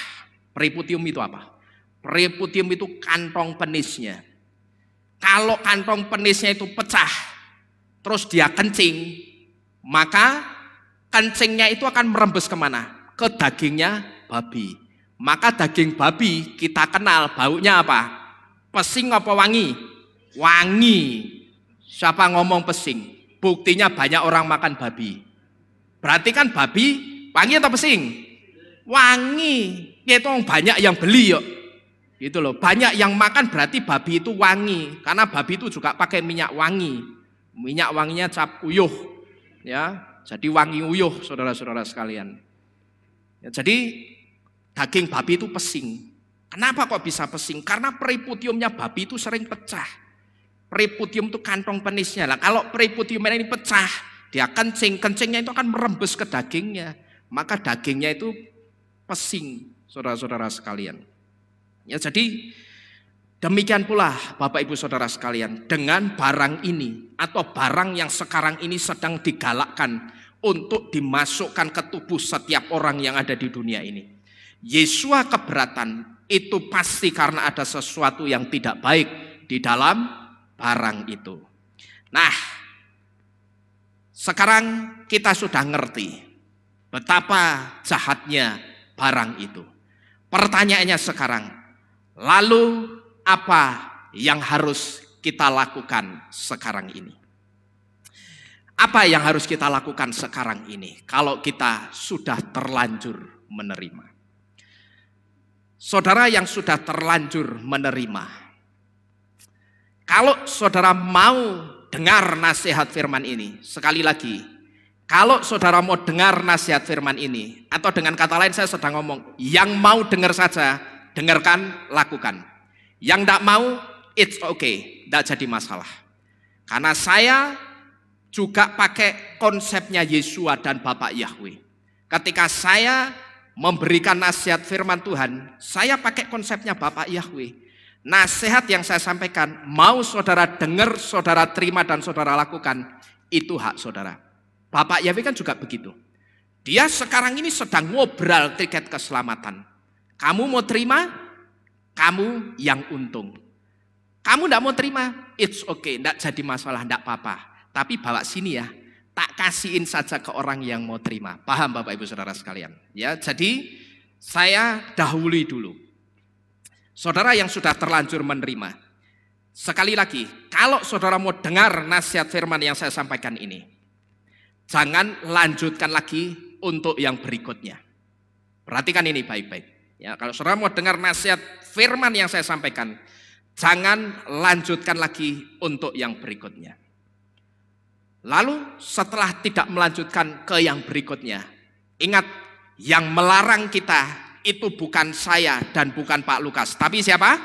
Yesua sendiri yang dia katakan, aku memiliki keberatan dengan kamu. Ya, satu di antara keberatannya, Yesua tidak mau tubuh kita yang sudah diisi dengan darah Yesua, dengan imunitas dari darah Yesua, itu dicampur aduk dengan barang yang dari luar. Yesua itu tidak mau, saudara. Ya, yang dari Yesua itu pasti baik. Kalau dicampur, ini bahaya, bisa berubah, gitu loh. Nah, yang harus saudara lakukan sekarang, rendahkan dirimu, rendahkan diri saudara serendah-rendah mungkin di hadapan Bapak Yahweh. Dan saat itu buat roh Bapak Yahweh bagaimana caranya Bapak Yahweh itu bisa tergetar untuk mengampuni saudara. Yang harus saudara lakukan sekarang adalah saudara merendahkan diri di hadapan Bapak Yahweh, di hadapan Yesus serendah-rendah mungkin, dan coba getarkan rohnya Bapak Yahweh untuk Bapak Yahweh itu mengampuni saudara. Tapi sekali lagi, nasihat firman ini saya kembalikan kepada saudara. Saya tidak boleh maksa. Kalau saya maksa, saya bisa kena pasal, ya kan? Ya, maka saya kembalikan kepada saudara. Saya sampaikan nasihat firman ini, saudara terima, saudara lakukan, saudara timbang-timbang dengan baik, lalu saudara terima dan saudara lakukan di dalam kehidupan saudara. Itu saya kembalikan kepada saudara masing-masing. Saudara terima, saudaralah yang diuntungkan. Saudara tidak terima, saya tidak dirugikan sedikit pun. Saudara terima, ya yang diuntungkan saudara. Saudara tidak mau terima, saya tidak rugi. Ini seperti halnya ketika saya menyampaikan tentang kebenaran Bapak Yahweh kepada siapa saja orang yang saya jumpai. Saya biasanya kalau nyampein kebenaran Bapak Yahweh itu kan satu paket. Mulai dari nama Yahweh, nama Yesua, 7 hari raya, terus apalagi baptisan pembaruan, pemberkatan perkawinan. Terus yang terbaru ini tentang barangnya si anti Hamasyah. Biasanya saya kasih tahu satu paket. Saya sampaikan satu paket. Ya. Setelah itu saya serahkan orang itu kepada Bapak Yahweh. Saya katakan tugas saya sudah selesai dengan orang ini. Itu artinya tanggungan nyawa orang itu atas pundak saya sudah tidak ada lagi. Tanggungan darah orang itu sudah tidak ada sama saya lagi, saudara. Karena apa? Saya sudah menyampaikan pengetahuan yang tujuannya supaya orang itu tidak binasa karena kurang pengetahuan. Supaya apa? Orang itu tidak menggenapi kitab Hoseah atau Hosea 4 ayat 6. Umatku binasa karena kurang pengetahuan. Saya sudah sampaikan bagian saya. Tetapi sekali lagi, seperti kitab suci katakan, Paulus yang menanam, Apolos yang menyiram, tetapi Ruach HaKodeslah yang berhak menumbuhkannya. Maka saya sering memberitahu kepada saudara, ketika saudara memberitakan kebenaran Bapak Yahweh Adoni Yesua, 7 hari raya dan semua pengajaran akar Ibrani, saudara itu tidak usah pasang target. Orang itu harus menerima, tidak usah, sampaikan aja. Karena seperti kitab suci katakan, bagian kita itu apa? Menanam dan nyirami. Betul saudara? Tadi kitab suci ngomong apa? Tetapi Paulus yang nanam. Terus yang nyirami siapa? Apolos. Tapi yang menumbuhkan bagiannya siapa? Roh Kudus. Bagiannya Ruach HaKodes. Bagiannya Bapak Yahweh. Artinya kalau orang itu dianggap Bapak Yahweh berhak menerima anugerah keselamatan, dia pasti akan ada bersama-sama dengan kita di tempat ini. Amin. Ya, jadi kita tidak perlu pasang target. Karena saya perhatikan ketika orang pasang target, orang itu jadi sewot sendiri, saudara. Ya, ngamuk-ngamuk sendiri, terus goblok-gobloknya goblok kok kayak memang kok. Ya, dikandani sing bener ora gelem nampa. Nah, ini kenapa? Karena orangnya pasang target. Nah, sebetulnya kita tidak perlu pasang target. Kita sampaikan aja, kita ikuti konsepnya kitab suci. Ada orang yang bagiannya menanam dan nyirami, tetapi tetap yang menumbuhkan itu bagiannya siapa? Roh Kudus. Yang membuat orang itu menerima itu Roh Kudus, bukan kita Bapak Ibu Saudara sekalian. Ya. Jadi sekali lagi nasihat firman ini saya kembalikan kepada saudara. Saudara terima nasihat ini, saudara yang diuntungkan. Saudara tidak terima, saya tidak dirugikan sedikit pun.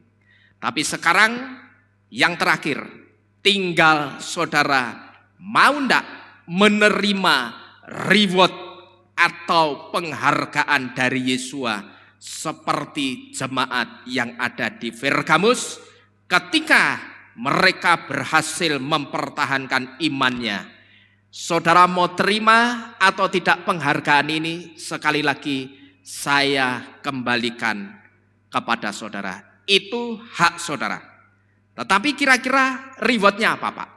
Rewardnya adalah bagi kita yang menang dalam perlombaan iman akan diberikan makan dari Haman Haganus atau mana yang disembunyikan, dan akan diberikan Eben Lebanah atau batu putih yang tertulis nama yang baru.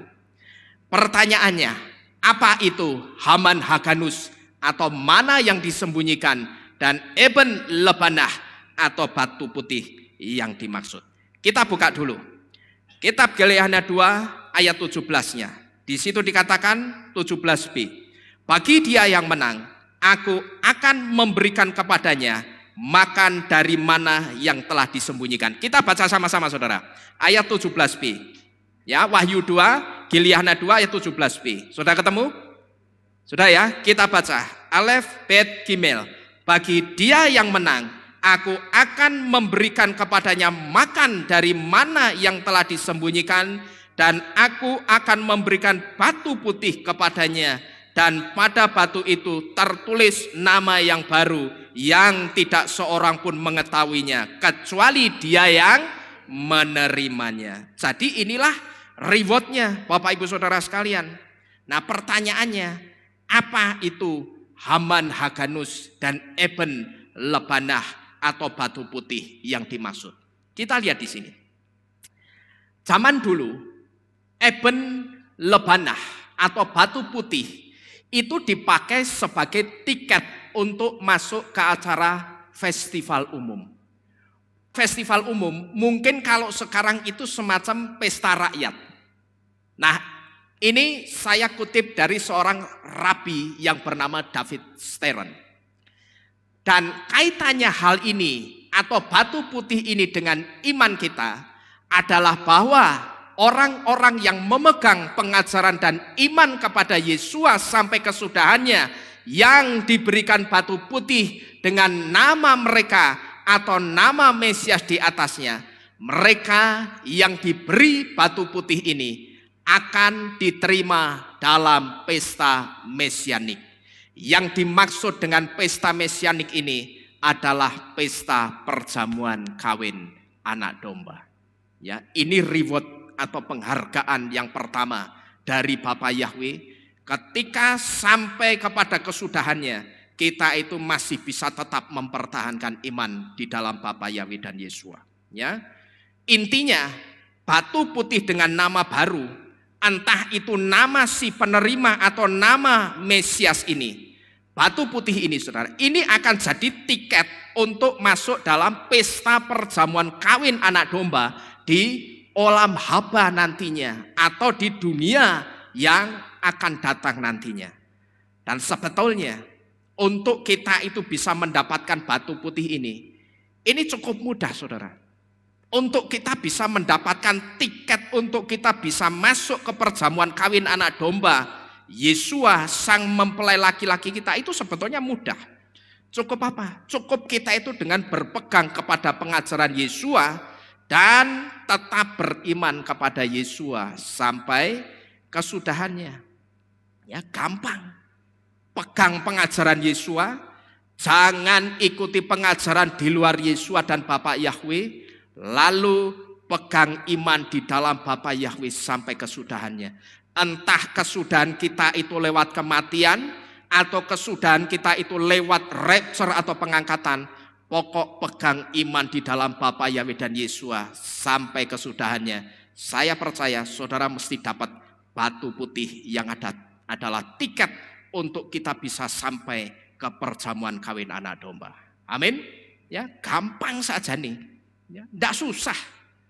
Cuman saya perhatikan banyak yang gugur sebelum mendapatkan batu putih ini.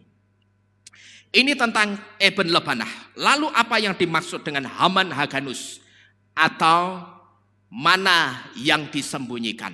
Ini siapa sing nyorek-nyorek ya? Haman Haganus atau mana yang disembunyikan. Kemungkinan besar yang dimaksud adalah mana yang disimpan dalam buli-buli emas yang diletakkan dalam aron berit atau tabut perjanjian yang ditutup dengan kaporet atau tutup pendamaian.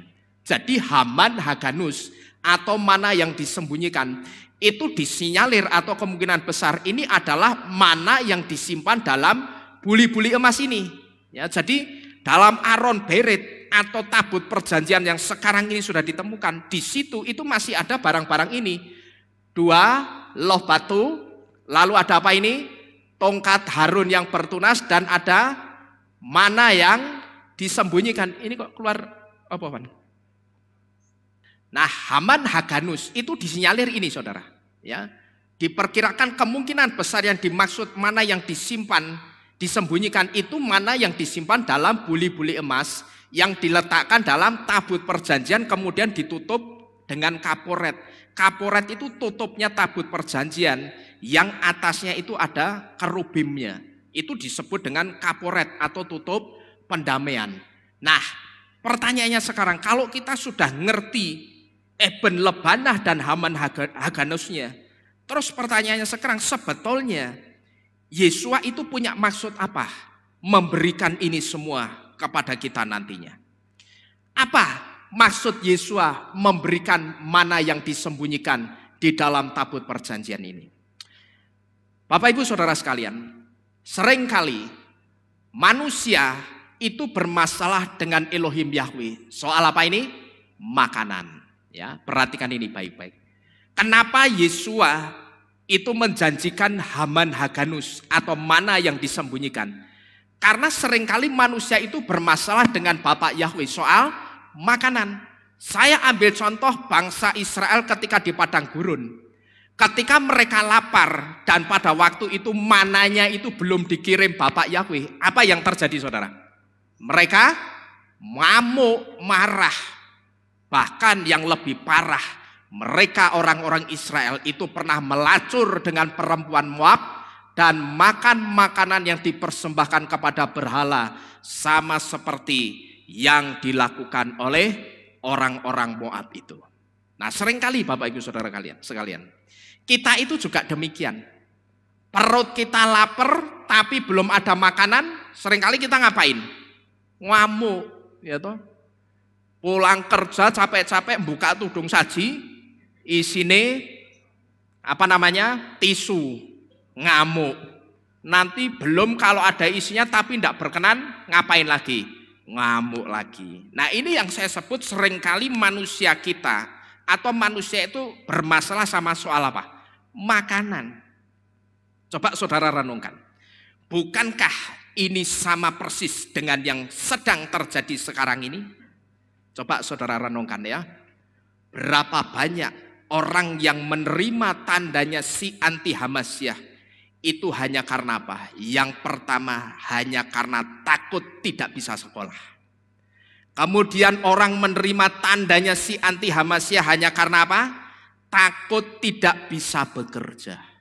Dan orang menerima tandanya si anti Hamasyah hanya karena takut perutnya itu kelaparan. Dia lupa, padahal Yesua itu pernah ngomong sama jemaat yang ada di Pergamus.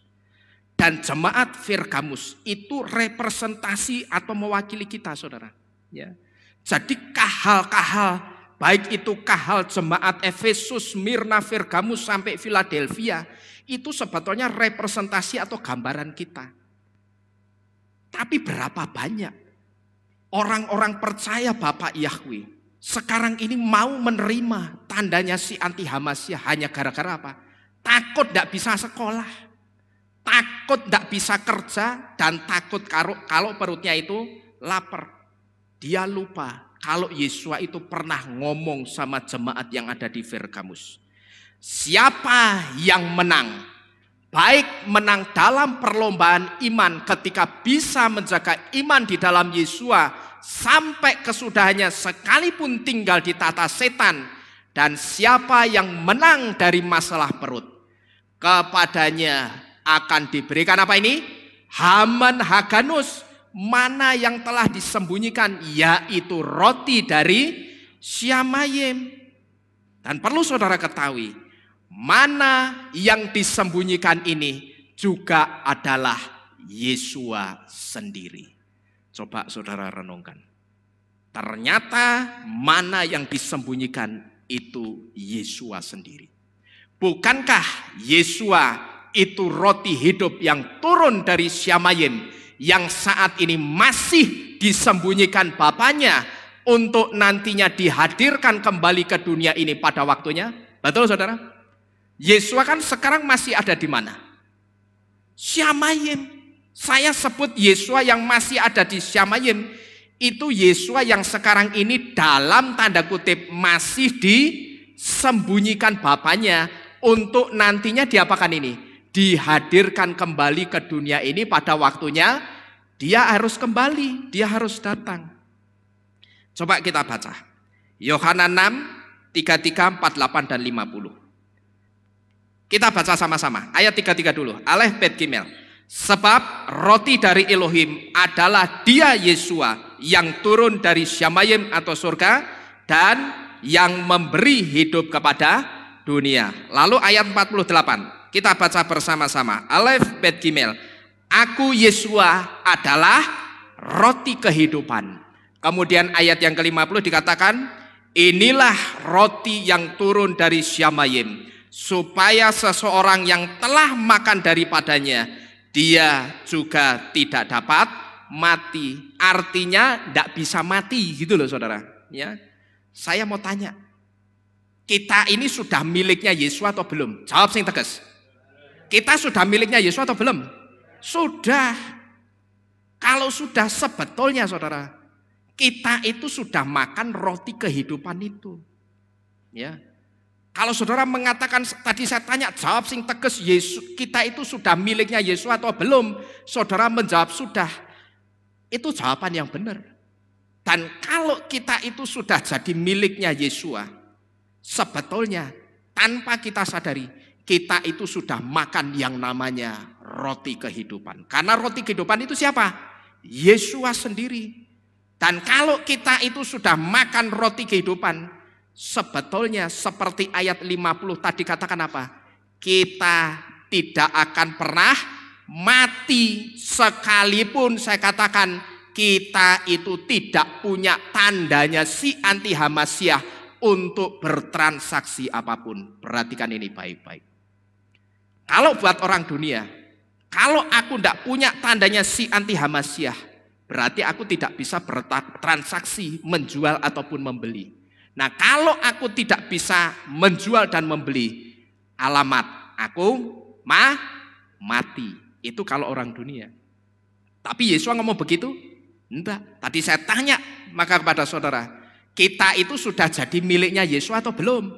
Sudah. Kalau sudah, sebetulnya kita itu sudah makan roti kehidupan. Dan kalau kita sudah makan roti kehidupan, sebetulnya kita tidak akan pernah mati sekalipun kita tidak punya tandanya si anti Hamasyah untuk bertransaksi. Jadi sekali lagi, saudara yang sudah terlanjur, kalau saudara mau dengar nasihat firman ini, sekali lagi, kalau saudara mau dengar dan mau melakukan, jangan diterjang lagi. Perhatikan baik-baik. Kalau saudara sudah ngerti dan saudara mau terima nasihat ini, jangan diterjang lagi. Amin. Yang harus saudara lakukan sekarang, rendahkan dirimu serendah-rendah mungkin di hadapan Bapak Yahweh. Buat roh Bapak Yahweh itu tergetar untuk mengampuni saudara. Barangkali saat ini masih ada pengampunan untuk saudara. Ya, barangkali saat ini masih ada pengampunan untuk saudara. Saya tidak mau closing atau menutup firman pada pagi hari ini dengan kata-kata yang heboh atau spektakuler yang membuat saudara masuk dalam euforia yang hingar-bingar. Tapi saya akan closing dengan kata-kata Yang saya harap dengan kata-kata ini, saudara sepulang dari Kehilat, saudara bisa renungkan itu baik-baik dan ambil sikap yang benar. Ya, closing saya, buat roh Bapa Yahweh tergetar untuk mengampuni saudara.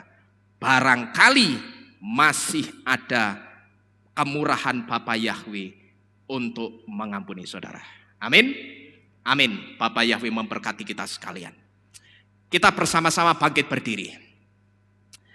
Kita naikkan satu pujian, semua karena kemurahan-Mu. Saya undang pemain musik, worship leader, dan singer bisa maju ke depan. Kita naikkan pujian ini dengan kesungguhan.